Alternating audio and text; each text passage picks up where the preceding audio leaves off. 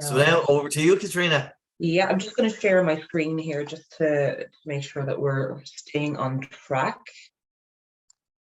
So everybody should be able to see the first words would be overview of consumer credit. So if everyone can see my screen now, can see some people nodding. So we're on the Yeah, right yeah. track. You see, it's an age thing. The So, words are small on mine, but yeah, that's great. So look, I will now leave you to it. Is that okay? yeah, that's I'll fine. see you later. Oh, that's better. Yeah. So we can actually Respecting see my it now. age. Thank you. What would I do without you? Great. Now, so right, guys, collections module tends to be a favorite.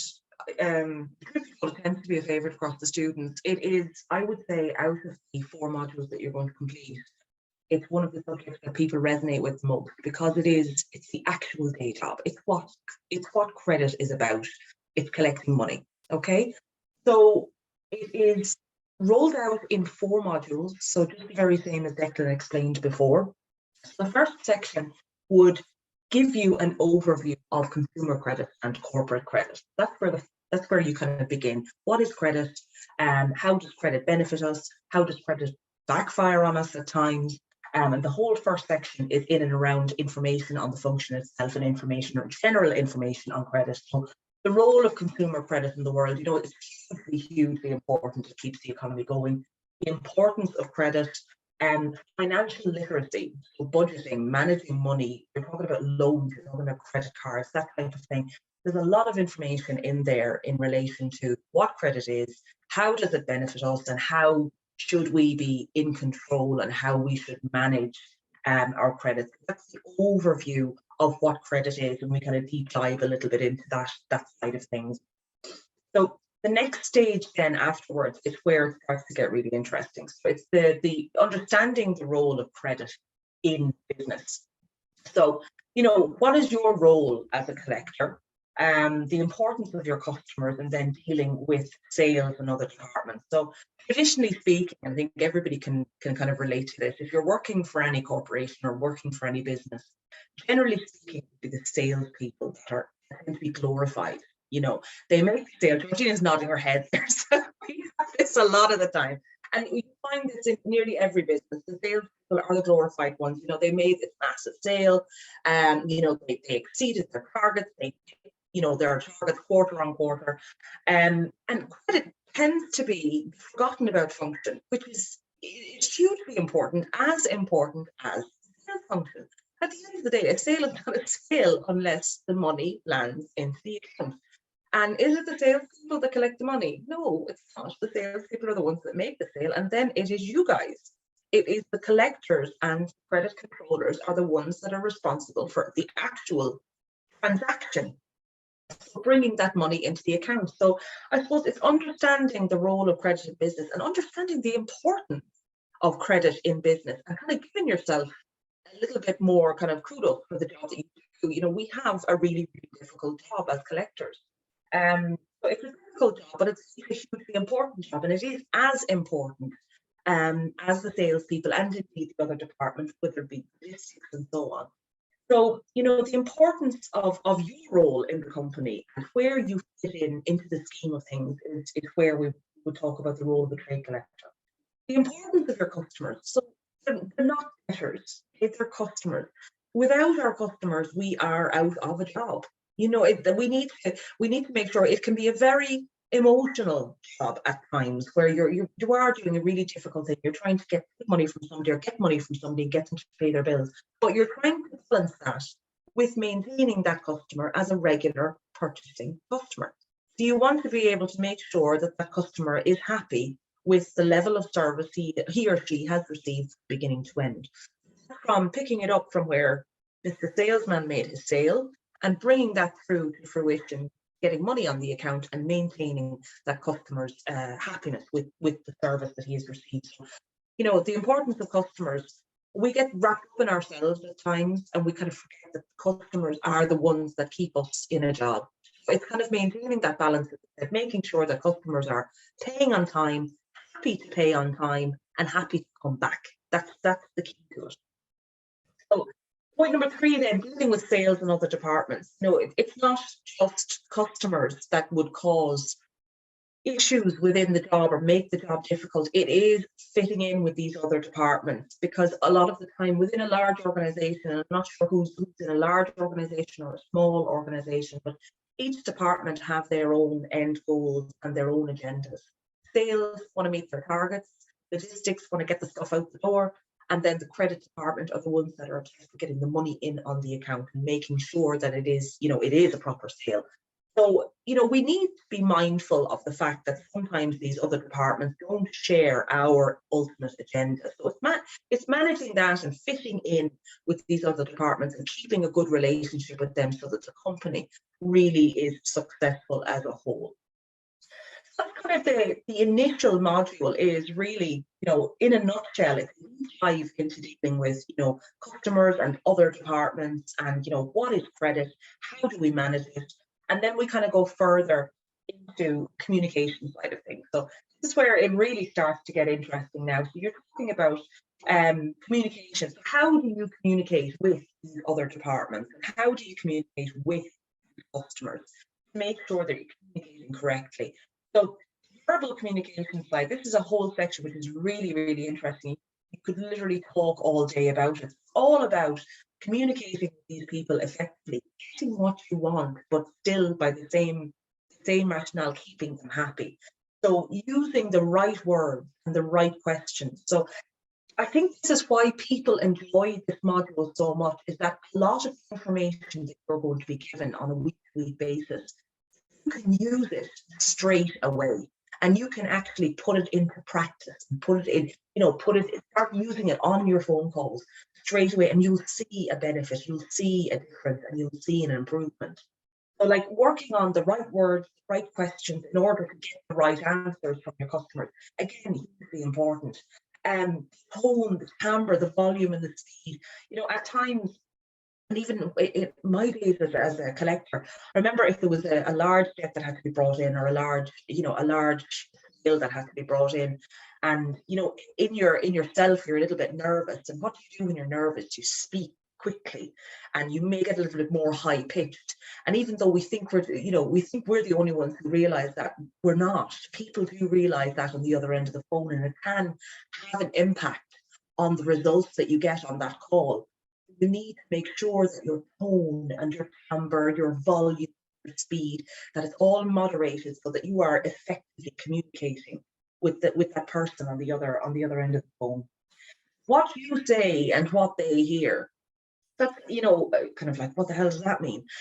What you say can be very, very different to what your customer actually hears.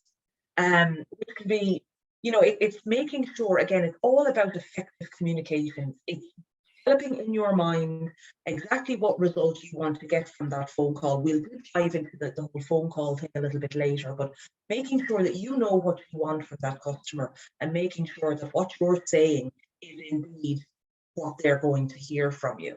And then, once you've got the whole effective communication thing down and you've done this module, it'll help your confidence level. You'll find that a lot of this, in helping your confidence, helps you be more effective as a credit controller. It'll help you be more effective and more confident, get better results, and ultimately just be better at your job. And you're going to feel better in yourself in terms of how you go about collecting, particularly on the phone. I will say at this point, if anybody does want to put in with questions, please feel free to do so. This is very high level what I'm doing at the moment now, and everything will come together when you start receiving the notes. So in terms of other communications, this is the next step. So, letter writing, emails and text messages. I had an example less than 2 weeks ago. I was doing a little bit of work to try and collect, it was consumer credit, trying to collect a loan repayment. And I wrote an email which I felt was a very, very, it was a strong email, but at the same token, it was a very professional email, and it wasn't hardcore, you're in trouble now, you can pay this debt. But I asked another credit controller to take a look at the email, and literally we changed 2 words in the email that I had written, and the whole tone of the email had changed. It's just really drilled down the importance of being able to construct a well-written letter, a well-written email. Don't ever, type and send. Reread it and make sure that you are, again, going back to the effective communication, that the message that you want to convey is the message that that person is going to read at the other end. So, it is hugely important that, tone within an email is as important as it is on a phone call. So, letter writing, we're going to teach you how to write a proper collections letter if you don't know how to do it already. A lot of you will do this anyway. I certainly believe that a lot of people will improve upon their existing skills. They'll have a fair amount of knowledge coming in to begin with, but they will certainly improve upon that. Sorry, now that's grand. That's grand, Carmel. You're welcome back. So emails and text messages, yeah, just making sure, because it's all different. Like, there's so many different forms for communication with our customers nowadays. We would move on to door-to-door visits. That certainly would be, an issue for some of you. A door-to-door visit could be somebody coming in to see you in your office. There's a lot in terms of how the office should be laid out. You want to make sure that the person is not going to be intimidated by a meeting. And it's all about making sure that you are conveying that correct message and you're setting the situation to be able to get a positive result and a positive outcome out of every interaction that you have with your customers, whether it be writing them a letter, writing them an email, sending them a text message, or indeed sitting down with them to discuss what the issues may be. Now, dealing with excuses, will come up all the time in this job. There's only 3 outcomes to an interaction with a debtor or with a customer. You either get paid, that they pay the debt, they pay what they need to pay for. You get the promise of a payment, or you get an excuse. Those are the 3 outcomes on every single interaction with your customers. So when the excuses start, what do we do? How are we going to handle it? And how are we going to, ultimately get that customer to pay? So a lot of it comes down to, is it a genuine excuse? Has there been a change in circumstances? Can you work with that customer? Or is it just a case that, they're maybe acting the night a little bit and you need to kind of just bring them to a close? So there's a whole section on dealing with excuses, because I think we all deal with that on a day-to-day basis, depending on the customer. So in order to get to that point, you need to understand your customer, okay? So if we come down here, understanding the customer, this is one of the most, I would say, interesting sections of the course. It talks about personality type. So what kind of personality does your customer have, and how are you going to adapt to that personality type in order to get the most positive results? So expressing emotions, adapting to different people to effectively communicate with them is where this all comes into play. There's some really, really fun personality types that you can do yourself as well, which actually kind of gives you a bit of a glimpse into what kind of person you are yourself. And some of it is quite eye-opening. So, understanding your customer, understanding how your customer expresses themselves, and then therefore understanding how you express yourself, and making sure that, again, it's all about effective communication and positive outcomes. That's what we want. All of these sections feed into the one thing: get the customer to pay on time, and get that customer to come back to us again. That is all we want from our function. So changes in circumstances and what is reasonable. So again, this kind of goes back to excuses. Does this customer have a genuine reason for not paying? Is it something where we need to work with the customer a little bit more closely, deep dive into what their circumstances are? What is reasonable from their end to expect from us in terms of solving the issues, and what's reasonable for us? At the end of the day, the customer is a debtor. That we have a job to do. We need to get them to pay. But what is reasonable, and what would be, reasonable action going forward on these different customers? So it is really dealing with issues with customers and dealing with them effectively. And communication is just such a massive, massive part of that. So there's a whole section on the reasons for non-payment. I mean, this is what the job is, isn't it? It's reason for non-payment.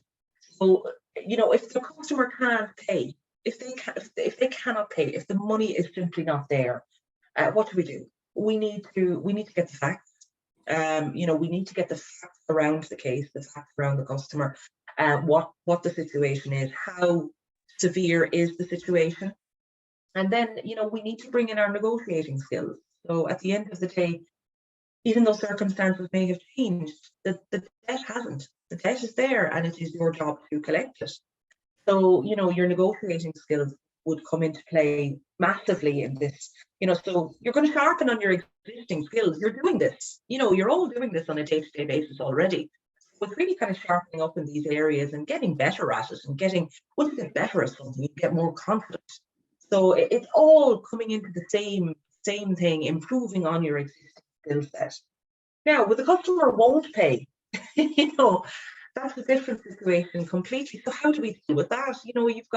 You've got customers who won't pay, don't want to, and what is their reason behind that? What understanding the motivators behind it, and then finding appropriate consequences. The bottom line is the debt is there, the debt is not going away. And if they won't pay, then what are the steps that you are going to take after that to try and secure that payment? So, at that stage, we will talk about maybe escalating issues. We do have a section where we'll talk about, we'll say, the legal side of things, which I'll come to a little bit later. But you need to find what the appropriate consequences are. The issues with that customer. So a whole range of things needs to be looked at. The size of the debt. If you engage, we'll say, in the legal process, does it pay you to do that? Is the debt large enough? Is the money there to be had? Or will there be a list of creditors that would be in before you? So, it is really, really a case-by-case basis. So we'll look at, if they won't pay, what are the motivators? What are the circumstances?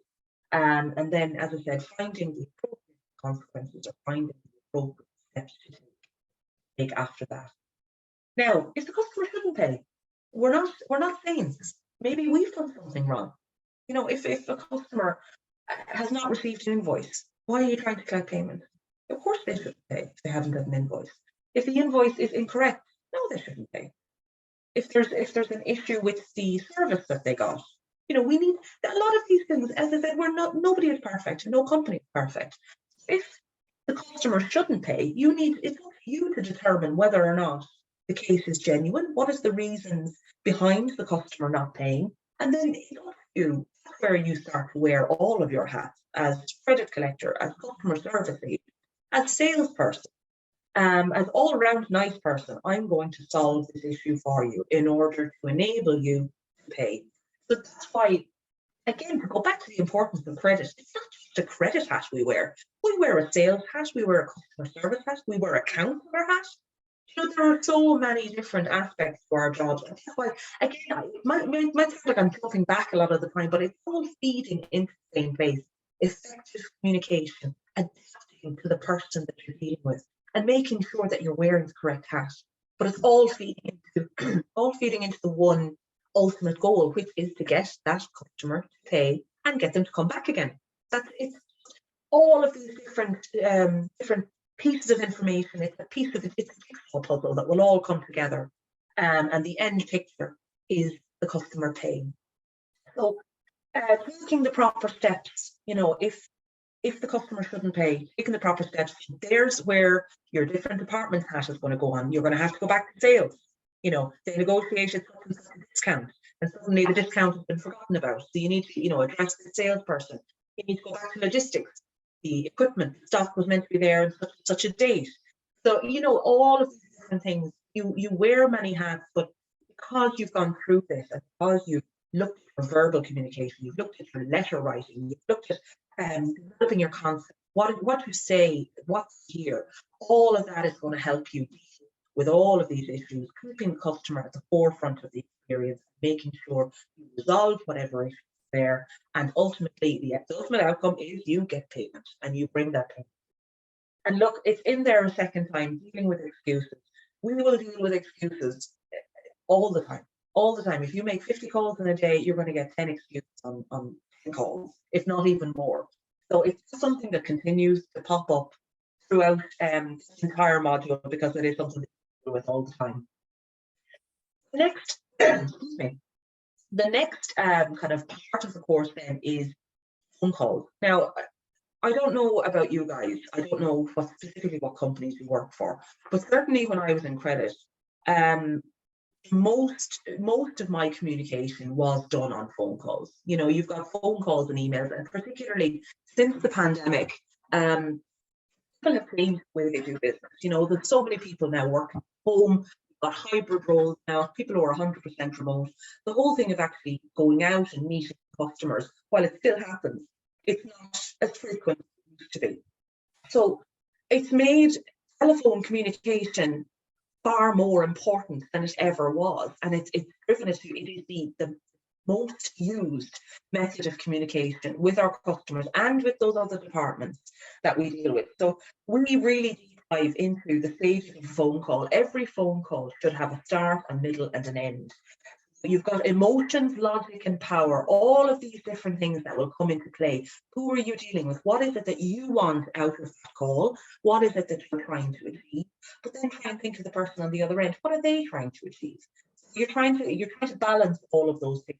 So before, during, and after, what is the preparation that you need to do before you make that call? And making sure that you're equipped with the correct information and that you communicate that information correctly. That is the key to a successful phone call. So identification, issues, and commitment, that all comes back to what do I want out of this phone call? Ultimately, we want payment. We're going to identify what the issue is, identify what the payment is. Is there an issue around payment? Is the customer a case of can't pay, won't pay? You know, getting to that stage where you get a commitment from them. As I said, there are 3 outcomes to any collections transaction. The customer has paid you, the customer has promised to pay you, or there's excuses. So those are the 3 outcomes, and this, like, hopefully on the majority of your interactions, you would get one of the first 2. The phone calls are so important because that's your job, guys. That's 90% of your time is on the phone. So we really do equip you with the terminology and the power to be able to make effective phone calls. You do this day in, day out. You all know how to make a phone call. This is just going to really sharpen those existing skills that you have. And again, it's going to feed into your confidence level and make sure that you are happier and more confident in picking up the phone and dealing with those customers. And that translates into, you know, a good phone call, happy customer, happy credit controller.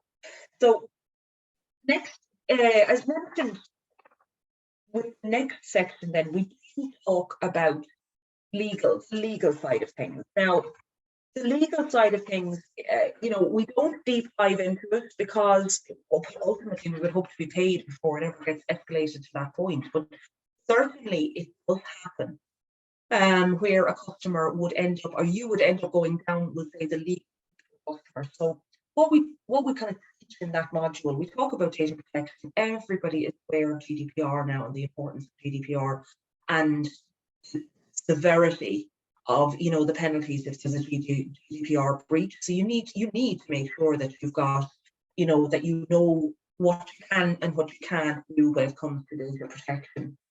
We'll talk about consumer credit legislation. Now, this is again just knowing what can I do and what can't I do if a customer won't pay me. Corporate insolvency, we talk about corporate insolvency, and then collections through the courts. So what are the steps through the courts that you would take to ultimately get a customer to pay? When do you go legal? What are the factors that would motivate you to follow a legal process? We're talking about, we'll say, maybe engaging with other agencies. If you're engaging with a collections agency, or engaging with a debt collector, you know, you need to look at the debt, you need to look at the customer. A lot of boxes need to be ticked before you go down that route because it's not an easy route. Certainly in my own personal experience, it's case by case basis. You need to look at how much the debt is to begin with, because going down the legal route with any customer is not free. It'll cost. So you need to weigh up the cost of that versus what the debt is worth, and you need to really have a kind of a formula in your head to decide, you know, is this going to be pursuable on those levels. Then dealing with MABs and other agencies, again, I'm not sure what kind of companies you guys are working for at the moment, We had a gentleman who was working for a credit union. If you're working in credit union and consumer credit, then certainly you would have been hearing about MABs. MABs are an organisation where you sign up with them, and effectively they will represent you with your creditors, and they'll go back and negotiate rates of payment with the creditors. And a lot of the time, it tends to be a last resort for a lot of people. If they've gone to MABs and MABs have engaged them, then things are not good financially there. They need to consolidate whatever debts there. That could be credit cards, loans, bank loans. It'll be everything consolidated into one thing, and then MABs will negotiate on your behalf. There's other agencies, it's not just MABs, there's other agencies that do that as well. So that particular module is all about the legal side of things. It's high level, it's not a deep dive, but it's stuff that you need to know. It's stuff that you need to know. The next section then, I have to say, is one of my favourite sections, because I think the last few years working in credit has become so much more difficult because of the pandemic. We all suffered mentally with, we went from being in an office from 9 until 6 every day and having our colleagues around us, right beside us, where you can have a laugh, you can bounce things off of. And then suddenly the pandemic hit and everybody was working from home, and there was that element of isolation. Credit is a very, very stressful job. It's stressful as sales is and any other department, but it's a very, very stressful job, and it has become more stressful. So I think it's super important that we look after ourselves, we look after our own heads, because the job is stressful, the job is difficult, and we need to make sure that we continue to enjoy our job. So with stress and staying in control, those are two things that as credit controllers, sometimes we need to be taught how to do. It can be a very emotional job. And an awful lot of the time is you try not to bring emotion into it. You try to make sure that you stay professional, stay in control, and that takes a lot. That takes a lot out of a person. Dealing with stress and dealing with, staying in control, super important in the position that we have. And I guarantee after you've completed this module, you will feel better in yourself. You will feel better at managing your stress and keeping things in control and making sure that, you're enjoying the job. Priorities, prioritizing your workload. Sometimes the credit department can feel like the garbage bin department, where issues get thrown at you. Georgina is smiling again. I think I'm just saying what's in your head, am I? Things that just get thrown at the credit department, where you're, God, it's up to us now to resolve. This goes back to having many, many hats, and you need to be able to adapt to who you're dealing with, whether it is that outside customer. Are you dealing with somebody in logistics? Are you dealing with somebody in sales? Are you dealing with somebody in management? So sometimes management, all they want to know is numbers. We know numbers come from our interactions. So, again, it's a different agenda. How do I adapt to communicate effectively with that other person? And how do I prioritize my workload based on that? So it's really, this is I suppose a section, those first 3 points, it's looking after yourself, it's looking after your mental health, it's about self-care and making sure that you're looking after that to make sure that you're effective. Okay. And then last few bits would be dealing with returned checks, returned direct debits. Why have these checks bounced? Direct debits. So it's kind of when payments don't work out, and then using third-party agencies. So be that legal firms, collectors, collection agencies. You've done everything physically possible to collect a debt, and it simply hasn't come to fruition. What do I do next? And again, a lot of that, while I hope it doesn't happen too often, a lot of that can feed into the mental health side of things. Like you've been flogging that horse for a long time. It's not coming in. Learn when to say it needs to be escalated.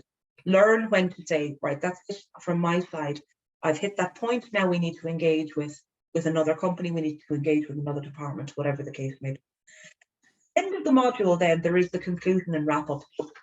I suppose in summary, this is the module that will improve your existing skill set around communicating with other people, be they customers, be they outside departments, be they outside agencies. And it's a deep dive, it's really a deep dive into dealing with people, dealing with their personality traits, dealing with how they process information, and making sure that you are an all-rounder, and somebody that can just go in and you can adapt to the person in front of you or virtually in front of you. You adapt to the person that you're on the phone with, you adapt to the person that you're emailing, and you're effectively communicating, and ultimately you are maintaining that customer, you're getting the payments in, on time, and that customer returns because the experience has been so good. Well, a lot of this stuff, you'll read through it and you will say, you know, I know a lot of this already. You certainly do. You wouldn't be in the job that you're in unless you knew a lot of this already, but it will sharpen your skill set. It'll sharpen your skill set. It'll make you more confident and more competent in your day-to-day job. And it is one of those modules where you do the first short test and the following week you will find you're putting this information into practice. It's very, very practically driven. And that's the beauty of this course, is that the balance between academia and practical hints and tips to make you better on a day-to-day basis. Now, I'm just going to reiterate something that Declan said earlier, or touched upon earlier on as well. I'm obviously the tutor for the collections module. Guys, stay on top of your short tests, stay on top of your assignments. Rarely we fail if we stay, consistent throughout this module. Maintain communication with me. If you've got any questions on any aspect of the course, if there's stuff that you don't understand, send me an email and we'll chat it through. If you are on holidays, if you've been sick and you're late submitting a test, there's no problem. Submit the test, send me an email, maintain communication. And, what I always say to people, and I've probably said it to you guys on the phones before you decided to sign up for the course, this is the beauty of this course, is that you've got, 4 human beings behind it. You've got myself, and Paul and Angelina. And, there's other courses where an email gets flicked to you with a batch load of information, and you're invited back in 2 months to do an exam. But this is totally different. This is where you've got human beings that are there, and we want to see you succeed. We want to see you not pass. I want to see you absolutely come out with your merits and distinctions. And, I'm prepared to do anything possible to make sure that happens. So really, no reason why anybody would fail this module. No reason at all. You stay on top of the short tests, stay on top of your notes, stay engaged with us, stay engaged with your colleagues, and you will absolutely pass with flying colours. So that is an overview of the collections module. I don't know, has Declan to rejoin us again? Anyone at this point, any questions? No? Stunned silence, Katrina. Stunned silence. Stunned silence of, yes, debate now, as opposed to complete and utter confusion. What was she on about? Yeah. I don't know, and look, guys, it is an interesting module, and I hope it's both practical and gives you an overview of things as well. So we're trying to take out the whole basis of this, and just to sum it up in a few words, collections, and Katrina has said the word 1,000 times, communications. And my definition of communications is very simply that communications is the result it achieves. That's what it is. It's not about how loquacious you are or how wonderful you are. It's about the results that you get. And the fact of, communications being the result it achieves. If you call me and ask for money and you don't get the money, sorry guys, you did not communicate. And while, yes, we get into all the different personality types and processing types, and there's times I look at that whole area, Katrina, and wonder, is it a bit too much? I just feel, just read that section and kind of let it wash over you to a large extent. You're not going to be asked sort of detailed questions about different personality types. What we're looking at here is, the better you understand the people that you're communicating with, the better the results that you're going to get. And that's really what it's all about. So this is just to give you an overall understanding about how different people think and how they react. And just if you can see things in a different light, we want to put you in control of every situation. You are not a victim, you know, and you're also not on the attack. So many people, when they're in collections, they go into kind of attack mode, and that's the worst thing you can do. Collections is about being friendly, it's about and about being focused. And you know, you're focused on the money, and just always remember that your job as a collector is to get the money. You are not there to get the person, you are there to get the money. In fact, you're there to get the person to give you the money. So that's why you have to keep the person on side and always stay focused on the goal, which is the money. And I know you said it near the end, Katrina, and I'll just reiterate it as well. You know, in terms of getting excuses, and I know a lot of us get frustrated, and some of us unfortunately don't go looking for excuses. And if you ask why, if you ask a customer why have they not paid, effectively what you're doing is you're asking them for an excuse. And sometimes when your boss is doing a review on the ledger, they say, well, why isn't that paid? So there's a motivation there at the back of your mind that if I don't get the money, I need to get an excuse. What this course is teaching you, forget the excuses. Like, we're here for the money. And that's what it's all about. So just to help you stay focused, to help you be in control of every situation. And, you know, we talk about multiple calls. Why make multiple calls? Like, you're good. You know, once you make a call, make it count. And if you're sending a letter or an email, then make sure that that gets the response that you want. And that's what it's all about. And in terms of, like, I see now there's a trend in business and in life in general, to that everything is kind of electronic, email and all that kind of stuff. And look, and that's fine. That's the world that we live in. And by all means, use email if email is working. If email is not working, if you're not getting the response, if they're not replying to your emails, then I'm sorry, you have to pick up the phone and say hello. And if it's a very big account and there's somebody very important, then schedule a call with them. Say, look, we need to have a chat with this. What time on Thursday will suit you, or what time on Thursday or Friday would suit you to go through it? And we make more progress by talking to people. And this is something, and maybe this is the Zoom post-COVID world that we're living in, where everything has become almost non-personal. And to be really successful in credit control, we have to get back to dealing with real people. And that's what it's all about. And hopefully this course will show you how to do that. There are tests and exercises and hints. There are personality tests that you get to do as part of the course as well. And it'll be clear what's for marks and what's not for marks. Some of it's just for your own information and just to see how you score yourself, particularly on the likes of listening exercises and that sort of stuff. So look, you're encouraged to do the exercises and do the tests. Some you'll submit, some you won't. Some are for your own benefit. And by giving you an overall understanding of the world that you're living in, hopefully will increase your confidence levels, increase your results, and reduce the stress involved. So that's really what it's all about. So look, as far as I'm concerned, we're kind of done now at this stage. So if you have questions, hang around and ask them. If not, what I'll do is, because we're now just coming up to 1:15, I'll check and see if we can maybe start a few minutes early, because I know it's a weekend and you want to get off and start enjoying the weekend.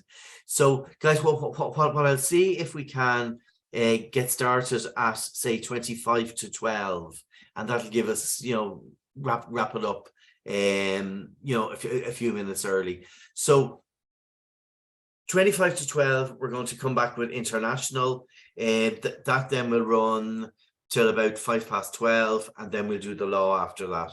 So if you want to come for one, the other, or both, that is fair enough. And we'll see you then. So I just share that screen now again in terms of the timings. So let me see, share. So that is that. So what we're saying now is, sorry, we'll just come back here. We are saying the break is to 11 11:35, isn't that right? 11:35, and then we'll do this from 11:35 to 12:05, say, keep it very positive, and then 12:05 to 12:35. All right, and then we'll wrap it up about 12:30. Okay, then go have tea, coffee, and whatever, and we'll see you at 11:35. Katrina, you go enjoy your weekend and your holiday next week. You're sending notes out over the weekend to everybody. I'm going to send them tomorrow. Yeah. Tomorrow, that's grand. And today I will send them a copy of the slides that I've created and the links to the recordings. Actually, speaking of which, should we stop recording? Yeah,